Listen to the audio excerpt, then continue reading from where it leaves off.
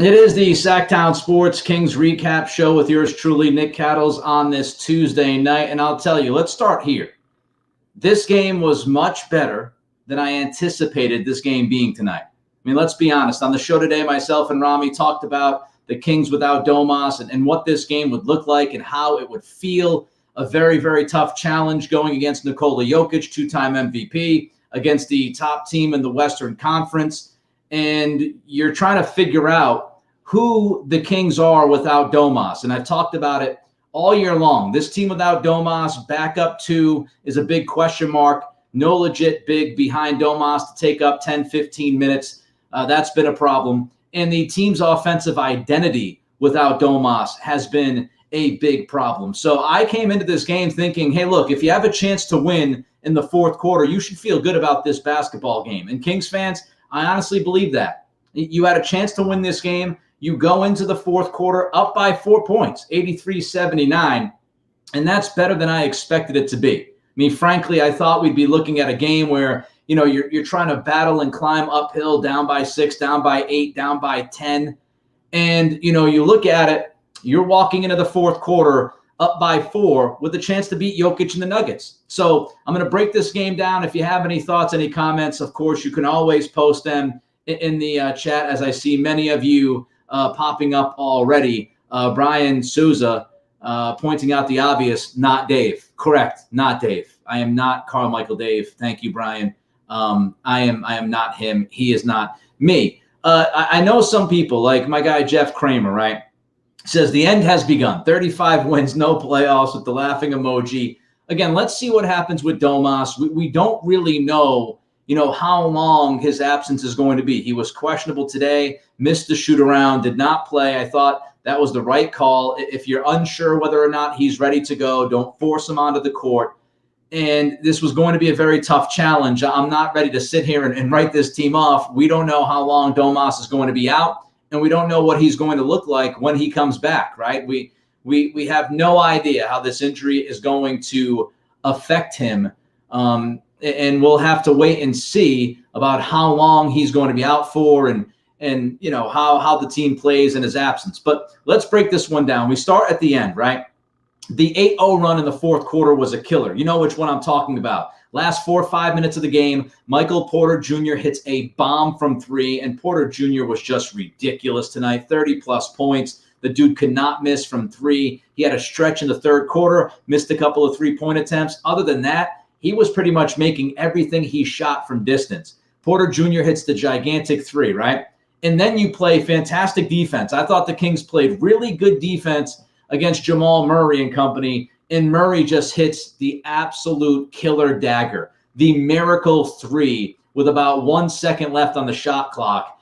And then you have De'Aaron Fox turn it over to Murray. Murray goes to the other end of the floor, lays it up and in. That's an 8-0 run, and really the game was over at that point. Of course, you still have a chance to come back. You still have that shot if you can force turnovers, knock down some threes, do something special at the end. But this game was over once that 8-0 run happened. As soon as those 2 threes hit, and as soon as Fox turned the ball over, and it was a fast break layup for the Nuggets, that was game, set, match. That was the killer stretch. Something else that really, really hurt the Kings in the fourth quarter, Denver, their three-point shooting. They were not shooting the ball well at all through the first 3 quarters. I mean, you look at it, they could not make many threes. In the fourth quarter, the Nuggets shot 7 of 12 from 3. And again, Porter Jr. hit a couple of bombs. The Murray miracle shot with a second left on the shot clock. It's not like all these threes were wide open for the Nuggets. So the three-point shooting in the fourth quarter killed the Kings tonight as the Nuggets started to make some shots and started to feel good about themselves. And, you know, what are you going to do about the Murray shot? What are you going to do about Porter Jr. hitting a 3 from I don't know how far back from the three-point line, 5, 6, 7 feet? You know, that's not bad defense. It's just sometimes you tip your cap to the shot makers, and unfortunately, those 2 shots came back-to-back at a crucial juncture of this game late in the fourth quarter. There's not much you can do about that. Let's see what happens here. We're gonna have some pushback about the officiating. Look, I thought Mark Rodriguez, you know, points us out that Mark Davis had a couple of questionable calls. The out of bounds call was, I thought, ridiculous. He did have a couple of calls, but you're tied at 96. And as MC Calcium says, my friend from the Cattles and Rami show, 3 to 6 on Sactown Sports, tied at 96, and then they ran away. So even with the Mark Davis calls, Mark Davis has nothing to do with the Michael Porter Jr. 3. Davis has nothing to do with the crazy Murray 3. He has nothing to do with the Fox turnover, which turned into a layup for the Nuggets.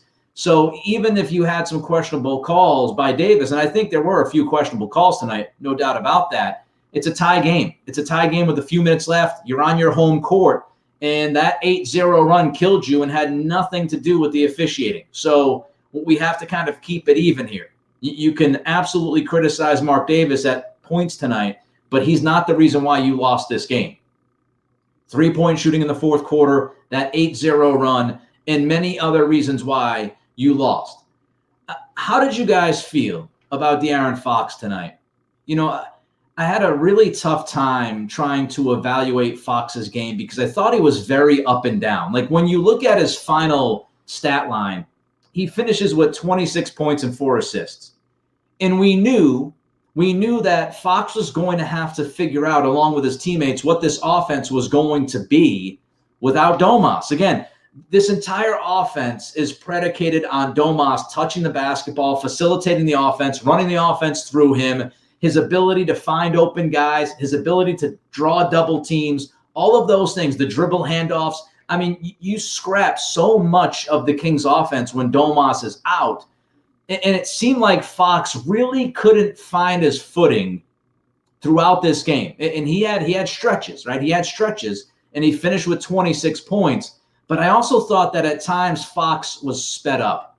And there was one stretch in particular that I thought in the second quarter, Fox was very sped up. On a couple of occasions, he dribbled into traffic, didn't really know what he was going to do, and came up with nothing out of it. He had the lane violation, which resulted in the extra free throw, which resulted in an extra point. And then he was upset about the lane violation, so he ends up getting the technical on himself. And then there's another possession where he's just completely unaware of the clock. And that was an issue. So I thought that Fox tonight, there was ebbs and flows to his game. He had some positive moments. He had some good stretches. And then other stretches, he kind of looked lost, disheveled, sped up. I don't know how you want to, describe how he was up and down as much as he was. But I thought you needed more from him. Again, 26 points is nice. 4 assists. He had 4 assists. He had 5 turnovers. Too many turnovers. 5 turnovers without Domas on the floor. Fox needs to be consistent for this team.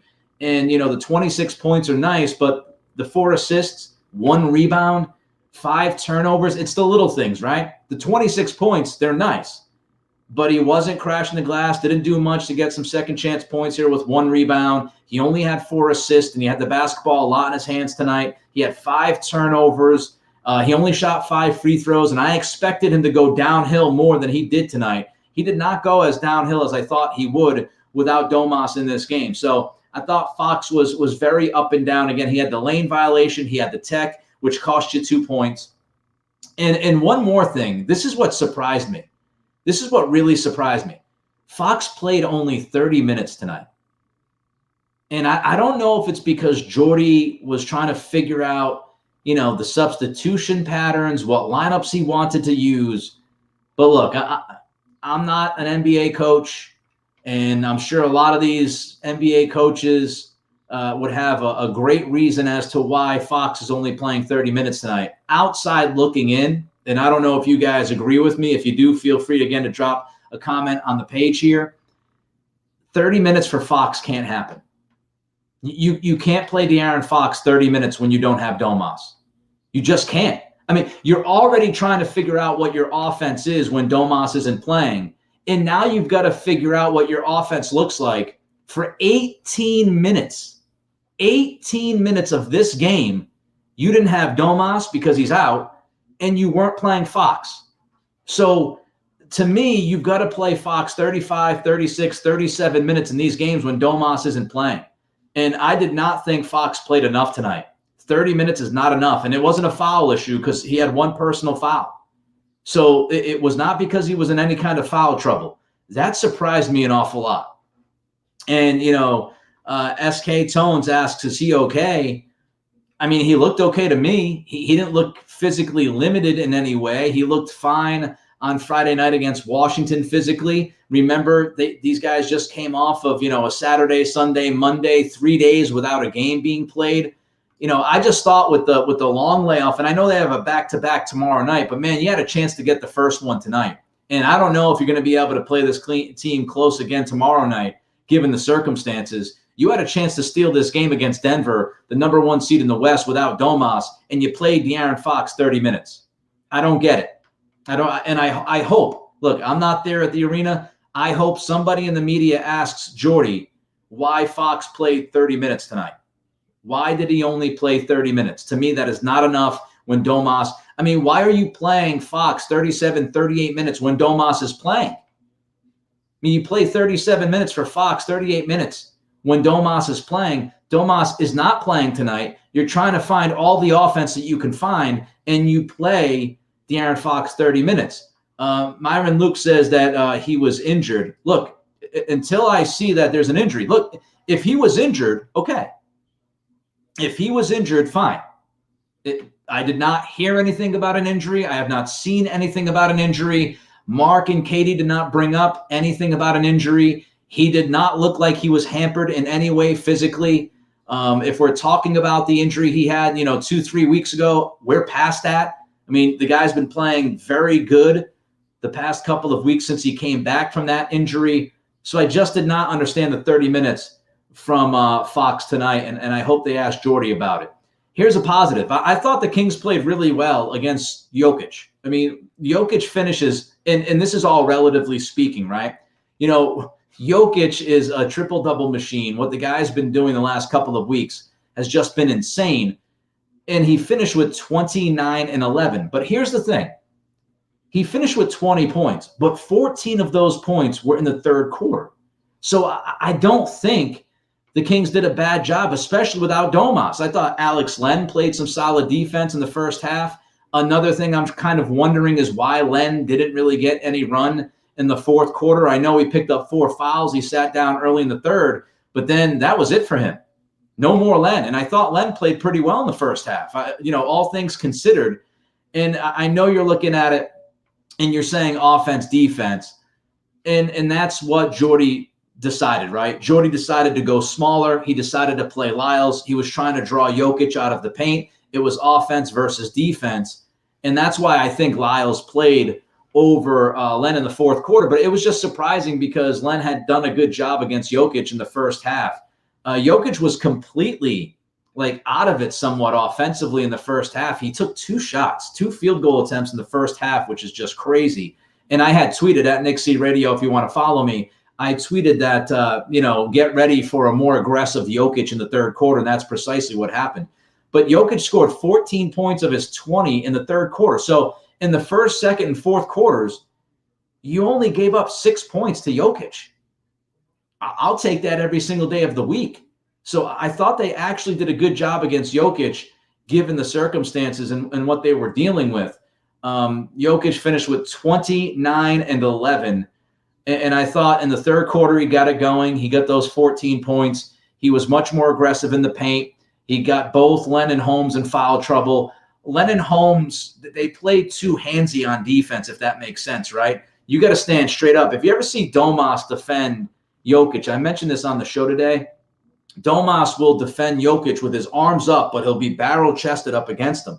And he will get up into his space and make it uncomfortable on Jokic. In that third quarter, I thought Len and Holmes were both a little too handsy with their defense. The other part of this game, the others. I talked about the others on the show today with Rami, again, Cattles and Rami, 3 to 6, Monday through Friday.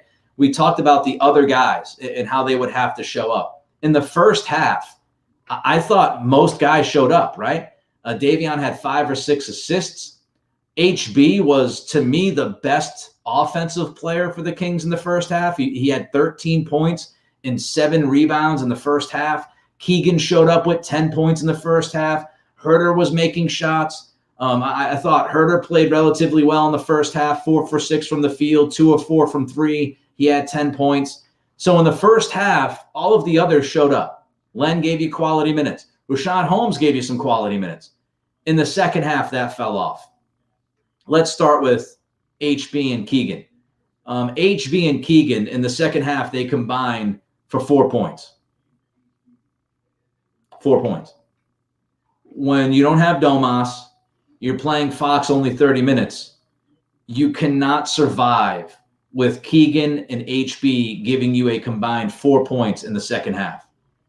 In this game, I mean, the first 5 or 6 minutes of the third quarter, HB and Keegan weren't even getting touches. It was like they weren't involved in the offense. And that is the part of Domas that helps, right? Because Domas is going to draw those doubles. He's going to find HB. He's going to find Keegan on those backdoor cuts. He's going to make sure that he involves everybody and everybody's getting a touch. And tonight, especially in the second half, you didn't always have that. You didn't have the feel that everybody was getting a touch. There was ball movement, man movement. And Barnes and Murray, combined for 4 points in the second half. They scored 23 points combined in the first half. So 23 points in the first half from those two guys, 4 points in the second half, just not good enough. Davion, I thought, was good. 6 points, 9 dimes, 18 minutes. Davion Mitchell played well tonight. Didn't shoot great. I think it was 3 of 8 from the field, but he did kind of help the offense along. He helped create shots. So I thought Davion, all in all, was good. He was good defensively. I wouldn't say he was great at all times defensively tonight, but I thought he was good defensively. The big issue with what else we saw tonight was a complete change from the first half to the second half. What was the complete change? The complete change was points in the paint. And this was a complete 180. In the first half tonight, the Kings outscored the Nuggets 36-22 in the paint without Domas, going against Jokic. They had Jokic. You don't have Domas. You outscored them 36-22 in the paint in the first half. In the second half, they doubled you up in the paint. In the second half, they outscored you 32-16 in the paint. That complete flip-flop is really tough to come back from. When you get outscored 32-16 in the paint in the second half, and then you give up 7 of 12 from 3 in the fourth quarter, now you see a lot of the issues, right? Some of the defensive challenges that the Kings had tonight. Some other numbers before I get to some of your questions. I see a lot of you guys putting comments in there. I'll take a look at what you're throwing out there in a minute, but some other issues here. The Kings shot 10 of 35 from three-point land. Not good enough. Again, when you don't have Domas, you got to shoot the 3 ball well. You've got to share the basketball well. You can't turn it over. They had 16 turnovers tonight. And, the closing lineup was interesting, and we're going to see a lot of these lineups if Domas remains out. Your closing lineup tonight was incredibly small. You went with Fox, Monk, Herter, HB, and Lyles. I mean, you don't obviously have a center in that lineup. You pretty much have 2 4s with HB and Lyles and 3 guards with Fox, Monk, and Herter. Terrence Davis didn't get a minute tonight. Not sure why, but he did not play tonight. So you had a closing lineup of Fox, Monk, Herter, HB, and Lyles. Malik Monk was awful. He was awful. There's no other way to paint it. 3 of 10 from the field. He missed all 5 of the threes he took tonight. His shot selection was fugazi. He had 1 assist and 2 turnovers. Just not good enough. I mean, think about all the things that we've listed here that did not go well for the Kings in the second half, and they still had a chance to somehow, some way win this game in the fourth quarter. I mean, you got doubled up in the paint. HB and Keegan scored a combined 4 points. Monk was terrible. He finished with 8 points. Again, 3 of 10 from the field, 0 of 5 from 3. His shot selection, again, terrible. So somehow you found a way. And I thought defensively they played, at times pretty well, given the circumstances. All right, let's run through some of these questions. Myron said that Fox was hurt. He says his thumb got hurt, I think. Not sure how credible the source is, but Sean Cunningham tweeted it. Okay, well, again, I'm doing the recap show, so I'm not paying attention to the Twitter world right now. I'm paying attention to you guys and gals in the universe here. So if Sean Cunningham tweeted it and Fox had a little bit of a thumb injury, then I think, that's a legitimate reason why Fox only played 30 minutes. If Fox was hurting and he couldn't give you the 35 to 38 minutes, I get it. If it's an injury, I get it. Again, I didn't quite understand why he played 30, but if there's an injury, that's reasonable. And you understand him not playing 35 to 38 minutes if that thumb injury was a big issue tonight. So we'll have to follow up on that. I mean, my goodness, what's up with the thumbs in Sacramento? Talking of the thumbs, give us a thumbs up here when you listen.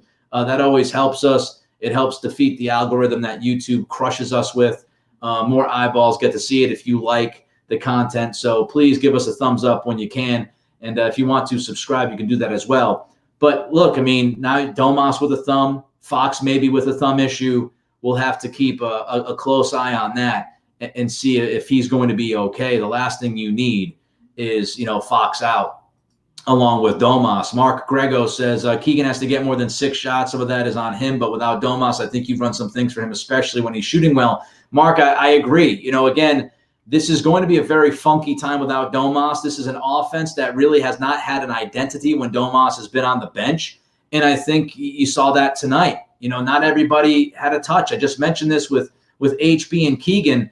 In the beginning of the third quarter, I felt like the first 6 or 7 possessions, maybe even more, I don't think either of those two guys touched the ball. And HB had 13 points in the first half. Keegan had 10 points in the first half. You come out in the second half, those guys can't even get a touch. That, again, is understanding the flow of the offense, facilitating the offense, and making sure that Domas has the ball in his hands so he can find those guys and you get those cuts and you get those open shots off the dribble handoffs, et cetera, et cetera. So they're going to have to try to fight and find their offense without Domas as he sits. And one of the issues is, do you feed the guy who's playing well? Like HB had 13 and 7 in the first half, and then he starts the second half and he doesn't touch the basketball for, 4 or 5 minutes. And you just you got to get him the basketball when he's got it going. And if Keegan's shooting well, you've got to get him the basketball. You just have to. I think Metu, this is from Mark Rodriguez, Metu could have helped us tonight. The thing with Metu, he's not ideal, but he's at least athletic. This is a tough matchup for him. It's just a very tough matchup for him. I did not anticipate him playing much at all tonight. I don't think you can play him against Jokic. The thing about Lyles is he's got a little bit more thickness to him, and he's thicker and he can defend better because of that size. Metu would have been eaten up by Jokic. It would have been nonstop post-ups. You would have been doubling. You would have kicked out for wide open threes or one-on-ones in the paint against him. Just not going to happen. Rich Ficker asks, think Sabonis is back tomorrow?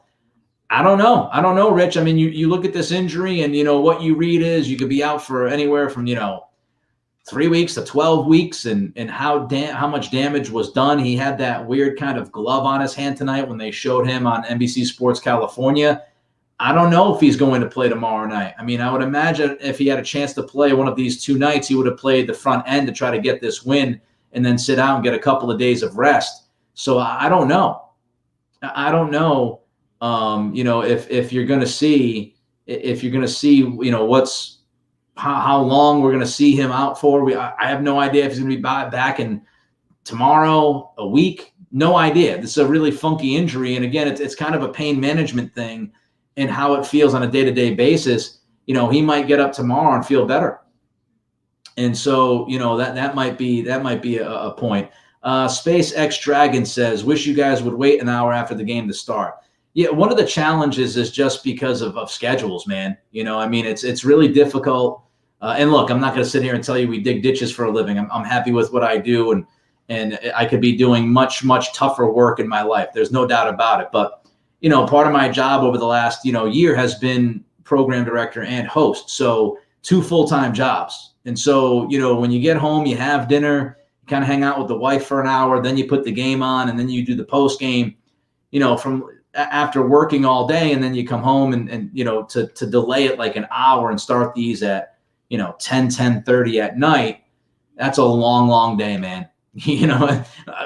I just want to like kind of relax and watch some non-sports for like 30 minutes to an hour, right? So I understand, a lot of people getting home from the game and they miss these, but hopefully you catch the replays or you can at least pull it up in the YouTube channel and find it the next day and have a listen. It's just a pretty long day when you add it all up.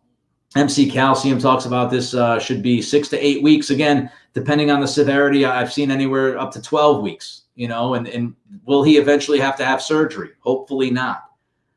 So these are all different issues with the hand and, swelling and bruising and pain tolerance. And will there eventually be a surgery?